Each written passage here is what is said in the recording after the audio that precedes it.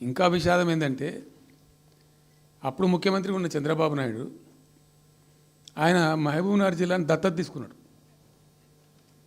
ఆయన దత్తతలో ఉండే చేసి నేను అడాప్ట్ చేసుకుంటున్నా ఈ కరువు జిల్లా, దీన్ని అది చేస్తా ఇది చేస్తా పొడి చేస్తా అని మాటలు చెప్పి ఇష్టం వచ్చినన్ని పునాదురాలు వేసిండు.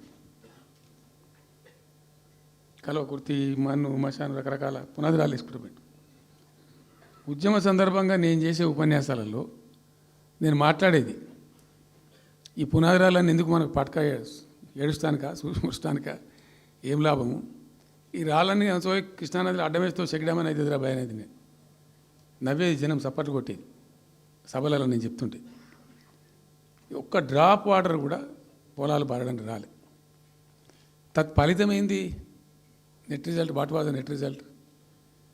పాలమూరు జిల్లాలో ప్రతి తాలూకా కేంద్రం అంటే ప్రతి నియోజకవర్గ కేంద్రం నుంచి వలసలు పోవడానికి ప్రజలు ప్రతి బొంబాయి నుంచి bus, Narayanpet Bombay bus, Wanaparthy Bombay bus, ఇంచుమించు అన్ని తాలూకాల నుంచి బొంబాయికి డైరెక్ట్గా బస్సు. ఏం చేస్తారు? ప్రజలు పుట్ట చేత పట్టుకొని వలస పోవాలి, బతకపోవడం తప్ప ఇంకో గతి లేదు.